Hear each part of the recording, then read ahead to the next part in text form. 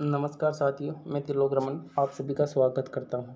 आज हम कक्षा 10 का चैप्टर नंबर 2 पढ़ेंगे, जिसमें दैनिक जीवन में रसायन के क्या-क्या प्रयोग हैं, इसके बारे में पढ़ेंगे। पहला टॉपिक हमारा अम्ल है, जो कि अंग्रेजी में एसिड कहते हैं और लैटिन भाषा के एसिड शब्द से बना हुआ है। अम्ल स्वाद में खट्टे होते हैं, जिसकी इसका उदाहरण नींबू, संतरा, इमली है। नींबू, संतरा, इमली ये तीनों पदार्थ ही खट्टे होते हैं, जिन्हें खाने पर आप महसूस करेंगे कि चेहरे से यानी कि मुंह से जो लाली बनती है, इसी के कारण बनती है।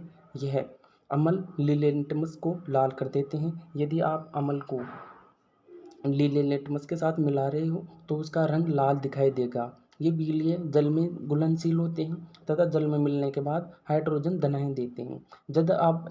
इसके बाद हम आगे बढ़ते हैं। इसके उदाहरण हाइड्रोक्लोरिक अम्ल, जिसका सूत्र HCl होता है। इसका प्रयोग अनेक उद्योगों में बोरिल को अंदर से साफ करने तथा सिंक तथा सिनेटर को साफ करने के रूप में किया जाता है। सल्फ्यूरिक अम्ल, जिसे H2SO4 कहते हैं, ये कार तथा बैटरी उद्योग में काम आता है। सल्फ्यूरिक अम्ल को अम्लों का राजा कहते हैं। यह एक नंबर का क्वेश्चन आ सकता है, जिसे अम्लों का राजा किसे कहते हैं। अम्लों का राजा सल्फ्यूरिक अम्ल को कहते हैं और इसका सूत्र क्या होता है H2SO4। यदि किसी पदार्थ के नीचे 2 लिखा हुआ है या 4 लिखा हुआ है, इसका अर्थ है ये कि ये गैसीय अवस्था में है। नाइट्रिक अम्ल का सूत्र HNO3 होता है, यानी कि उर्वरक बनाने तथा सोने के गहनों को साफ करने में नाइट्रिक अम्ल का प्रयोग करते हैं।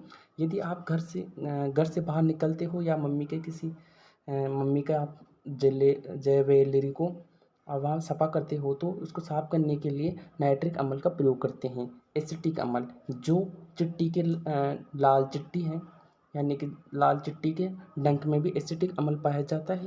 ये सिरके के रूप में खाद्य पदार्थों में तथा अचार को सुरक्षित रखने में काम में लिया जाता है। इसके अलावा लकड़ी के फर्नीचर आदि को साफ करने में भी एसिटिक अम्ल का प्रयोग करते हैं।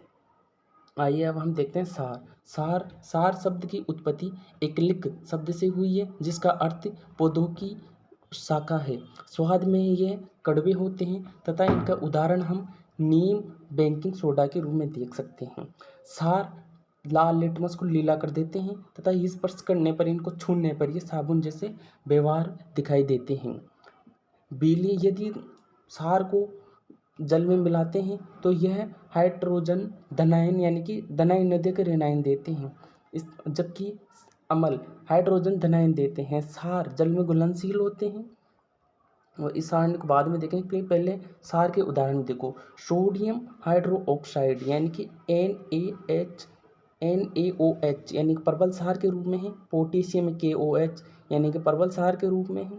अमोनिया ऑक्साइड NH4OH यानी कि खाद्य रूप में है। तो कैल्शियम ऑक्साइड यह है। मिट्टी की अम्लता को दूर करने के लिए हम कैल्शियम हाइड्रोक्साइड की प्रयोग करते हैं। अम्ल तथा सार में अंतर क्या क्या है।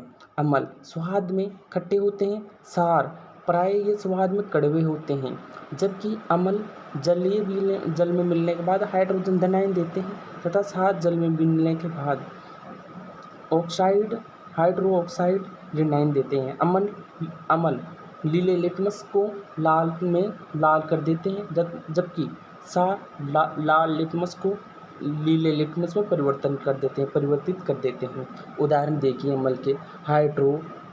हाइड्रोक्लोरिक अम्ल, SO4 यानी कि सल्फ्यूरिक अम्ल, जिसे अम्लों का राजा कहते हैं, एसिटिक अम्ल है आदि, जैसे sodium oxide, potassium oxide, calcium oxide, यह सभी सार के उदाहरण हैं। सूचक शब्द का अर्थ क्या होता है। सूचक शब्द का अर्थ सूचना देने वाला होता है। सूचक की परिभाषा देखिए। वे पदार्थ जो विलियम यानी कि जल में, विलिय का अर्थ यहाँ जल है, जल में सार या अम्ल की उपस्थिति का पता लगाते हैं, उसे सूचक कहते हैं। ये सूचक 2 प्रकार के होते हैं। सूचक कितने प्रकार के होते हैं? 2 प्रकार, प्राकृतिक तथा यानी कि प्राकृतिक और कृत्रिम, जिसे संश्लेषित भी कहते हैं। आओ देखते हैं सर। यह सूचक है, ये देखो, ये रहे सूचक। प्राकृतिक सूचक किसे कहते हैं? जो प्रकृति द्वारा दिए जाते हैं, जैसे कि उदाहरण देखिए, लिटमस पत्थर, लाल पत्ती की गोभी, हल्दी। संश्लेषित या कृत्रिम सूचक किसे कहते हैं? जो मानव द्वारा निर्मित किए जाते हैं, जैसे कि मेथिल ऑरेंज, फिनोल्फथालीन जैसे गंधक सूचक जो गंध से पता लगाए जा सकते हैं, यानी सूंघने या से पता लगाया जा सके, जिसे गंधक सूचक कहते हैं, जैसे कि प्याज, लौंग, तेल आदि।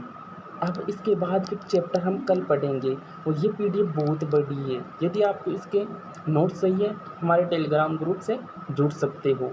धन्यवाद।